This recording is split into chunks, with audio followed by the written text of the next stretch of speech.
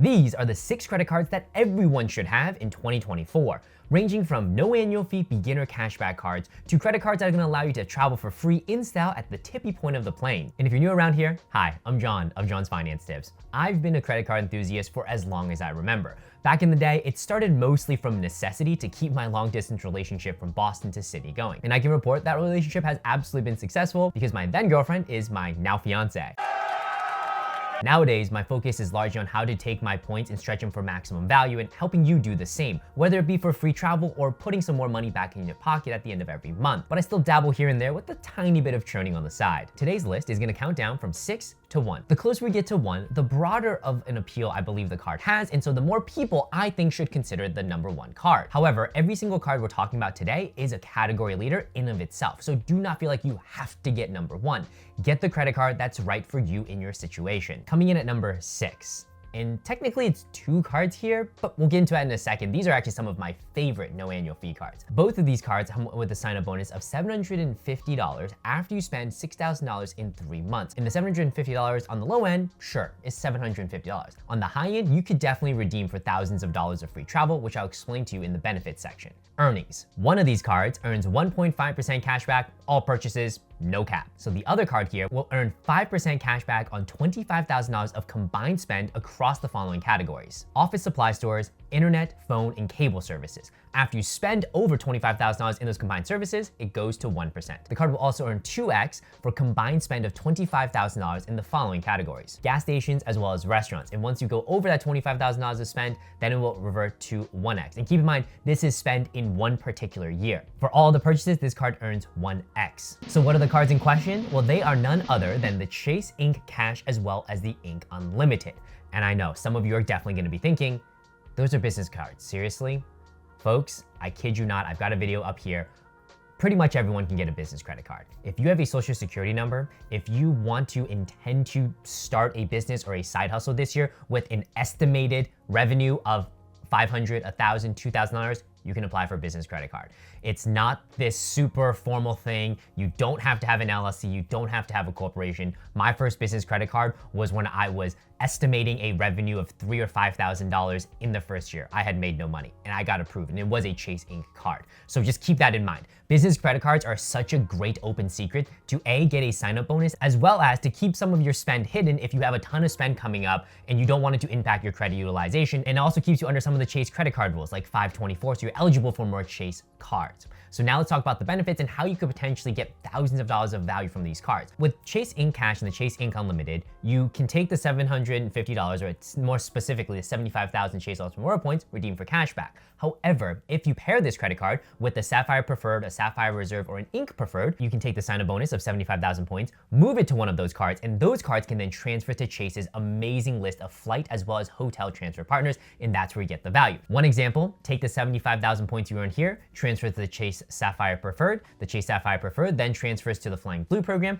Then on the Flying Blue program, you look for a flight from North America over to Paris that costs 50,000 points and $200 in tax and fees instead of paying $4,000 or $5,000 per person in business class. It takes a little bit of legwork, but again, because these cards have no annual fee, I think it's a no-brainer to get the sign-up bonus and transfer out to get additional value. And if we look at it just strictly from a lens of a business credit card, these two are some of my favorite no annual fee cards for businesses. Card number 5. This credit card has a sign-up bonus of $200 after you spend $1,500 within the first 6 months. You'll also get 0% APR for 15 months on all purchases and balance transfers. Earnings. This card earns a whopping 5% cash back for your highest spend category every single month, up to $500 of spend. So those categories can include things like gas stations, groceries, restaurants, drugstores, home improvement stores. This isn't an exhaustive list, but just want to give you an example. It scans where you spent the most money and then applies a 5% cash back on that $500 of spend. Once you go over $500 of spend in any of those particular categories, it reverts to being a 1% cash back card. And the card that we are talking about is the Citi Custom Cash.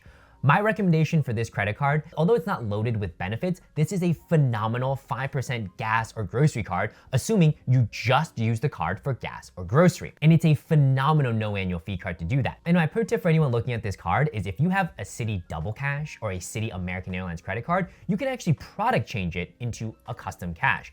The reason that's important is because you can't actually apply for multiple custom cashes. Citi doesn't allow it. But if you can product change an existing Citi credit card into a custom cash, couple it with a custom cash you've already applied for, now you have multiple 5% cashback cards, which to me is a huge value add for someone who doesn't want to deal with the transfer partners and the flights and the hotels, and they just want to have a 5% savings locked in for their highest spend category every single month. But if you did want to go through the hoops and you want to tap into Citi's transfer partners, you would pair this with a Citi Premier card, which is their mid-tier travel card, and you can take the cashback that's earned in the form of Citi Thank You points, move it to the Citi Premier, and same as the Chase card, then you can transfer it to one of Citi's transfer partners. Coming in number 4. This credit card is a fan favorite. This card is a workhorse. This is a credit card that I've had literally as my second credit card ever. Right now, this credit card has 2 times bonuses. One is publicly available. You spend $500, you get $200 back. There's a non-public offer, which is slightly more elevated, where it will match the base cashback for the first year on up to $20,000 of spend. And we'll get into exactly how that shakes out in the next section. So this card earns 5x if you book travel through their dedicated travel portal, 3x for dining, 3x for drugstores, and 1.5x everywhere. And the second offer that's non-public is getting an additional 1.5% cash back on up to $20,000 of spend in the first year. So instead of earning the 3x for dining, it's effectively 4.5x for dining. Instead of 3x for drugstores, it's 4.5x for drugstores. Instead of 1.5x everywhere, it's 3x everywhere. But again, that 1.5x additional only counts for the first $20,000 of spend in that first year. And the card in question here is the Chase Freedom Unlimited. The card also has a couple benefits, namely you'll get a complimentary 3-month Dash Pass membership as long as you enroll by the end of 2024. You'll also get a complimentary Instacart Plus membership as long as you enroll by the end of July 2024, and you'll get 5% cashback on all Lyft purchases through the end of March 2025. Though for me, the biggest benefit of having the Freedom Unlimited is being in the Chase ecosystem. So Chase ecosystem, but really specifically Chase Ultimate Reward points are very valuable, especially when you redeem them for stays at Hyatt hotels. And so by having a Chase Freedom Unlimited, what you're able to do is take the earnings that you have here and transfer them over, say, to a Chase Sapphire Preferred or Sapphire Reserve. You also can pull in the points you have from your Ink Cash, Ink Unlimited, Ink Preferred. And then you've got an entire ecosystem play where you can direct points, whether it be for hotels, whether it be for flights, but that is just a lot more synergistic and you're really optimizing for your spend and putting it to good use versus spreading it out over multiple different cards. So that is my biggest benefit to having this card. And if we take it one step further, if you have a Chase Sapphire Preferred, you get a 25% bonus if you redeem through the Chase Ultimate Reward Travel Portal. If you use Sapphire Reserve, you'll get a 50% bonus if you redeem for travel through the Chase Ultimate Reward Travel Portal. So by that logic, let's say you got the non-public offer where you get an additional 1.5x match onto that base earnings. What that would mean is that effectively that 3x catch-all, let's say, could be equivalent to be a 4.5x catch-all if you took those points, transfer it to a Sapphire Reserve, and redeem for travel through the Sapphire Reserve's travel portal. I know that was a lot that we just covered, but that's really the benefit of being in the Chase ecosystem. Coming in at number 3, this card is really a no-brainer if you do any sort of online shopping. So with this card, it comes with a sign-up bonus of a $100 Amazon gift card for just signing up. That's it, you sign up, you get the gift card. For earnings, this card will earn 5% cash back for all spend on Amazon.com, Whole Foods, Amazon Fresh, as well as for booking travel through the Chase Ultimate Reward Travel Portal. The card then gets 2% cash back for all spend at gas stations, restaurants, as well as local commute and transit, and 1% cash back everywhere. The card in question is the Chase Amazon Prime credit card. Benefits of the card. For one, it is metal for what it's worth. I know some people care about that, but I just want to put that one out there. At no annual fee, it could be cool if that's something you're interested in. But the one that I think is a unique benefit of this card is that you could potentially get 10% cash back on eligible Amazon Prime purchases, which you're probably thinking, okay, but they're probably shitty purchases. Not exactly. I pulled this list from Amazon. Look at this. You could be getting 10% cash back on buying Apple products. Now, it's not all Apple product, it's just what they deem eligible, but that's pretty cool just by way of having a free no annual fee card. And so my verdict and recommendation, if you are already going to be shopping on Amazon, which at this point, who isn't, you should get the card. This is such an easy 5% savings, and you know that unlike other places where you're getting 5% savings where they've already marked it up just to mark it down, if you're just shopping on Amazon anyway, it's truly a 5% savings. Coming in at number 2. And this is another one where we have 2 cards, but they're similar enough that we're just gonna talk about them and bucket them in the second position. So both of these cards have the exact same sign-up bonus, and that's getting 75,000 miles after you spend $4,000 within the first 3 months. The difference comes in the earnings section, but first let's talk about where they earn similarly. Both cards are gonna earn you 5 miles per dollar spent if you book flights through their travel portal, and 2 miles per dollar spent everywhere else as a catch-all. One of these cards is gonna earn 10 miles per dollar spent if you book hotel or car rental through the dedicated travel portal. And the card in question, or the cards that we're talking about, are the Capital One Venture X as well as the Capital One Venture card. Let's talk about the benefits. For the most part, there's a lot of overlapping benefits. So both cards offer transfer partners where you can take the points you earn from Capital One, transfer to a flight or hotel partner, and redeem for max value.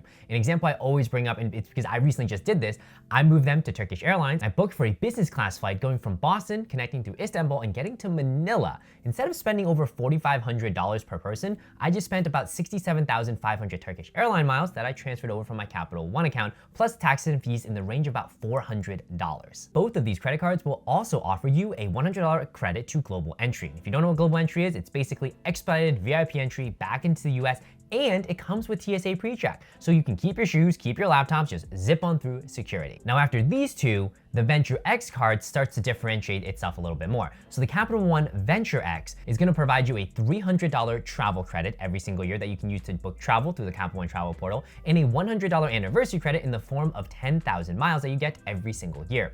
The card also gives you lounge access, so Priority Pass lounge access, as well as Capital One's own lounge network where they're pretty aggressively growing out. And really folks, when I think about travel, lounges change your experience. You show up, you relax, have some food, have some drink, free Wi-Fi, potentially a daybed or a shower if you're in Asia or Europe. It is truly a transformative experience versus going to the gate with your overpriced cold cut sandwich, hoping you can find a wall outlet somewhere. And the Venture X offers that to you just by way of having a credit card. So now let's talk about the annual fee.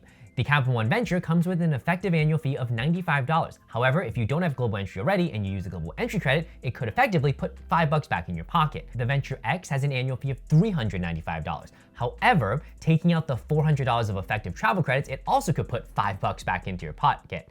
My final verdict, with these two cards, you can't go wrong. Both of them are 2x earning cards at the base level. The only difference is, how much do you think you'll travel? If you travel a little bit, you might look at the Venture. If you travel a little bit, more than a little bit, you should look at the Venture X, because you don't have to travel a ton. The break-even point for the Venture X is, do you spend $400 a year traveling? If yes, you should probably jump on the card. Because the difference to note about the Venture X versus all its competitors, namely Sapphire Reserve, American Express Platinum, is the Venture X ends up putting back $5 into your pocket. So that's the decision criteria, but you can't go wrong with either card. And coming in at number 1, this is a card that I believe has the broadest appeal for the most people, and the majority of people should consider putting this in their wallet in 2024. So this card has a sign-up bonus that unfortunately doesn't exist, which is a bit of a knock for my number 1 card, but you'll see why in a second. There have been reports though of people getting offered a 5x bonus for the first 5 days, so where they'll earn 5 points per dollar spent on the first 5 days of having the card, but we don't know exactly what triggers it, because I personally didn't get it, but my friend who applied a week after me did get it, so that's kind of annoying. So as of right now, I would say publicly available, no sign-up bonus, kind of a zonk, but you'll see why we're okay with it in the benefits section. So from an earnings perspective, this card will earn you 3x on dining, 2x on travel, 1x everywhere else, and 1 point per dollar spent on rent, a category that no other credit card in existence as of the publishing of this video can earn points for. And if you pay rent, that's probably your largest monthly expense. And today, you're not getting any points for it, which is kind of annoying. But this card solves for it, and the card in question is the no annual fee built MasterCard. So back to the rent point. How it solves for it is in 2 ways. 1, if your apartment is a large high-rise apartment and it's part of the Built Alliance, you can just use your Built MasterCard, swipe it, pay per rent, get points, you're good to go. If, however, you're not part of the Built Alliance, you've got a couple other options. You're gonna be given an account number as well as a routing number, which means you can just take it and make payments how you would as if you had a bank account and you still earn points for rent. You can also take it and load it into a Venmo. You can load it into a PayPal and pay your landlord if that is how you currently pay. If, however, your landlord doesn't take any of those methods and you still have to give them an old school check, no worries, because Built will actually be able to cut a check to your landlord on your behalf and you still earn points for it. But of course, this card isn't just a rent card. Sure, someone who pays rent is gonna get outsized value. Someone who doesn't pay rent is also gonna get incredible value, because in the benefits section, here's where it really shines. So this card is a no annual fee credit card, but it also offers transfer partners. Remember earlier, Chase has transfer partners, Capital One has transfer partners, Citi has transfer partners, but all those cards with transfer partners come with annual fees. Built doesn't. But not only does it have any transfer partners, it has some of the most valuable transfer partners in the game. For example, American Airlines, one of my favorite airlines, not to fly domestically, but to take advantage of their reward chart. If I want to get out to Japan, it costs me over $8,000 in business class flying Japan Airlines. Or I could redeem 60,000 miles on American Airlines and book for that Japan Airlines flight and pay $5.60 out of pocket. Another way to extract value from the Bilt points are transfer them to Hyatt. Right now, only Chase does it, and you have to get an annual fee credit card from them to do it.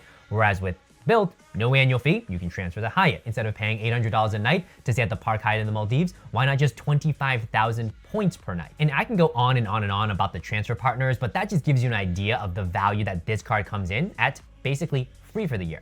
The card also has some rent benefits, and there's two that I want to call out. The first one is called Rent Day. Technically, it's not a benefit of the card, but it's a promotion that they have been running on the first of the month for as long as I can remember having the card. On the first of the month, historically, a couple of things happen. The first thing is you get to earn double points in every single category except rent. So it becomes 6x for dining, 4x for travel, 2x everywhere else, and 1x for rent, and you can earn a max of 10,000 points. But the cool thing on Rent Day are the transfer bonuses. You can take your points from Bilt and transfer them to one of their category bonuses that they might have running, and that can range anywhere from 75% to a 150% bonus. As another example, if you want to fly business class to Europe, you can redeem 50,000 points on the Flying Blue program, which is comprised of KLM and Air France. When Bilt was running their promotion for transferring points from Bilt to the Flying Blue program, there was a 75% to 150% bonus, meaning you could have gotten that business class flight for close to 20,000 points, assuming you max out the transfer bonus. 20,000 points, business class, over to Europe, insane value. The card also comes with auto rental insurance. It also has cell phone protection where you can file a claim for up to $800 with a $25 deductible, no foreign transaction fee. I mean, it's absolutely jam-packed. So the person that this credit card is for is somebody who eats out, would like to travel, doesn't want to pay an annual fee. It's also for the person who pays rent. And it is definitely for the person who has rent, eats out, interested in travel, doesn't want to pay an annual fee. This card is one of my top cards, one of my favorite cards for 2024. You should absolutely jump on it today. And that's speaking from a point of view as somebody who doesn't rent whatsoever. I still have the card and I get incredible value from it. Though there is one catch. If you're earning points, you do need to swipe the card 5 times every single statement cycle, which isn't really hard. You can just set up some auto loads or auto pays on Amazon, but that's the one thing. And for earning points from rent, it maxes out at 100,000 points. There's no cap on the other points earning, but for rent earning points, it's 100,000 a year, which I would also say if you are earning 100,000 points from rent every single year, consider maybe buying a house. And if you're interested in buying a house, well, I've got a video right here if you're interested in jumping into real estate investing. Cool, folks, and that is the video. These are the top 6 cards that I think everyone should have in their wallet in 2024. If you have comments, questions, drop them down below. If you'd like to support my channel anyway, I've got some of my top card offers as well as affiliate sponsor links down below, and I'll catch you on the next video. Peace.